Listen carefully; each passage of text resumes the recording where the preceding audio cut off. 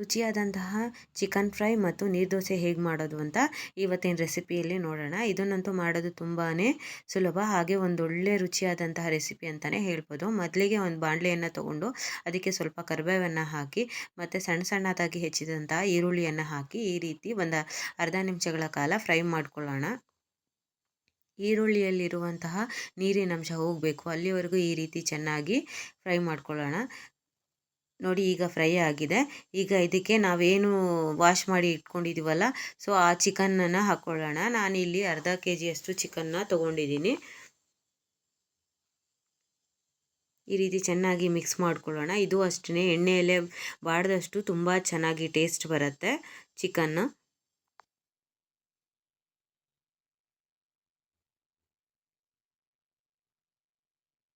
ಇದಕ್ಕೆ ಸ್ವಲ್ಪ ಅರಿಶಿಣದ ಪುಡಿ 1 ಟೇಬಲ್ ಸ್ಪೂನ್ ಹಾಕಿದ್ರೆ ಸಾಕು.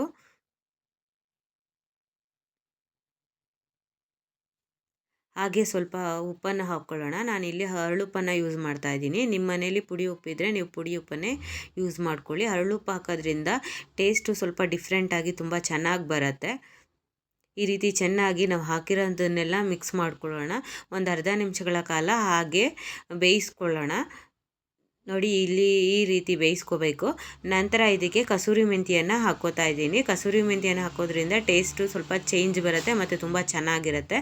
ಮತ್ತು ಗುದ್ದಿ ಎತ್ತಿಟ್ಕೊಂಡಿರೋಂಥ ಶುಂಠಿ ಬೆಳ್ಳುಳ್ಳಿ ಪೇಸ್ಟು ಮತ್ತು ಹಾಗೆ ಒಂದು ಟೊಮೊಟೊವನ್ನು ಸೇರಿಸಿ ಈ ರೀತಿ ಚೆನ್ನಾಗಿ ಮಿಕ್ಸ್ ಮಾಡ್ಕೋಬೇಕು.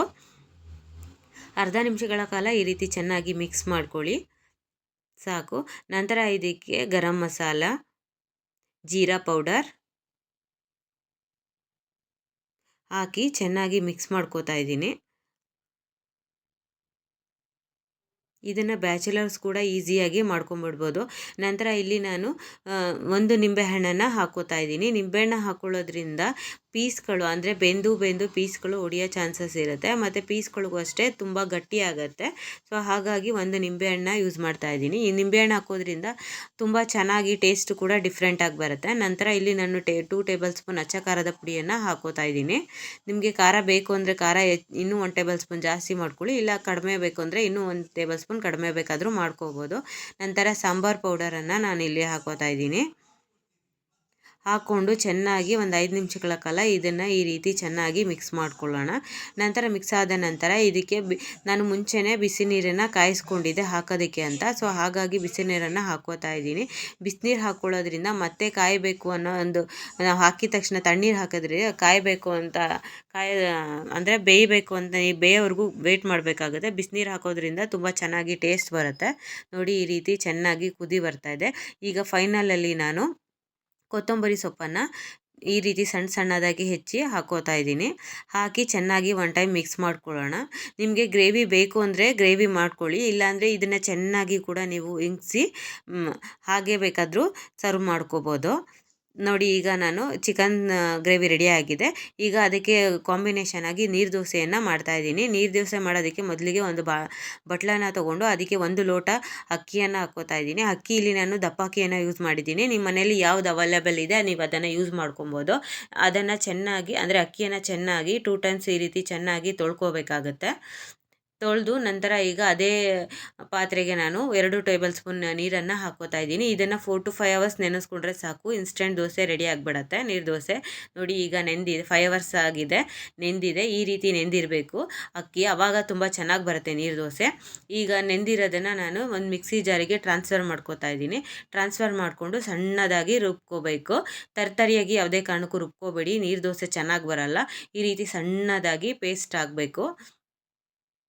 ನಂತರ ಇದನ್ನು ನಾನು ಒಂದು ಪಾತ್ರೆಗೆ ಟ್ರಾನ್ಸ್ಫರ್ ಮಾಡ್ಕೋತಾ ಇದ್ದೀನಿ, ಅಂದರೆ ಒಂದು ಪಾತ್ರೆಗೆ ಹಾಕ್ಕೋತಾ ಇದ್ದೀನಿ. ಎಷ್ಟು ನೀರು ಬೇಕೋ ಅಷ್ಟು ಹಾಕೋಬೇಕು. ಹೆಸರೇ ಹೇಳ್ದಾಗೆ ಇದು ನೀರು ದೋಸೆ ಆದ್ದರಿಂದ ತುಂಬ ತೆಳುವಾಗಿರಬೇಕು. ಈ ಕನ್ಸಿಸ್ಟೆನ್ಸಿಲಿದ್ದರೆ ಸಾಕು. ನಂತರ ಇದಕ್ಕೆ ಉಪ್ಪು ಕೂಡ ಹಾಕಿ ಚೆನ್ನಾಗಿ ನಾನು ಮಿಕ್ಸ್ ಮಾಡ್ಕೋತಾ ಇದ್ದೀನಿ. ಈ ರೀತಿ ಚೆನ್ನಾಗಿ ಮಿಕ್ಸ್ ಮಾಡ್ಕೋಬೇಕು. ನಂತರ ಇಲ್ಲಿ ನಾನು ನೋಡಿ, ಈ ಕನ್ಸಿಸ್ಟೆನ್ಸಿಲಿ ಚೆನ್ನಾಗಿ ನಾವು ಮಿಕ್ಸ್ ಮಾಡ್ಕೋಬೇಕಾಗತ್ತೆ. ಈಗ ನಾನು ಒಂದು ಕಾವಲೆನ ಆಲ್ರೆಡಿ ಕಾಯೋದಕ್ಕೆ ಇಟ್ಕೊಂಡಿದ್ದೀನಿ. ನೀವು ಈ ಥರ ಕಾವಲೆ ಇದ್ದರೂ ಇದರಲ್ಲೂ ಬೇಕಾದರೂ ಮಾಡ್ಕೋಬೋದು. ಇಲ್ಲಾಂದರೆ ನಾಸ್ಟಿಕ್ ತವ ಇದ್ದರೂ ನೀವು ನಾಸ್ಟಿಕ್ಕಲ್ಲೂ ಕೂಡ ನೀವು ದೋಸೆಯನ್ನು ಹಾಕ್ಕೋಬೋದು. ಈಗ ಕಾದಿದೆ, ಅದಕ್ಕೆ ಈರುಳ್ಳಿಯಲ್ಲಿ ಚೆನ್ನಾಗಿ ಎಣ್ಣೆನ ಸ್ಪ್ರೆಡ್ ಮಾಡ್ಕೊಂಡಿದ್ದೀನಿ. ನಂತರ ಇದಕ್ಕೆ ನಾವೇನು ರುಬ್ಬಿಟ್ಕೊಂಡಿದ್ದೀವೋ ಅದನ್ನು ಒಂದೇ ಸಲ ಹಾಕಬೇಕು. ಹಾಕಿ ಎಲ್ಲೆಲ್ಲಾದರೂ ಗ್ಯಾಪ್ ಇಟ್ಕೊಂಡ್ರೆ ಅಲ್ಲೂ ಕೂಡ ಸ್ವಲ್ಪ ಹಾಕ್ಕೊಂಡು ಒಂದೊಂದು ಸೆಕೆಂಡ್ ಮುಚ್ಚಿದ್ರೆ ಸಾಕು, ಬಿಸಿ ಬಿಸಿಯಾದಂತಹ ನೀರು ದೋಸೆ ರೆಡಿ ಆಗುತ್ತೆ. ಇದ್ರ ಜೊತೆಗೆ ಚಿಕನ್ ಗ್ರೇವಿ ಕೂಡ ಒಂದೊಳ್ಳೆ ಗುಡ್ ಕಾಂಬಿನೇಷನ್ ಅಂತಲೇ ಹೇಳ್ಬೋದು.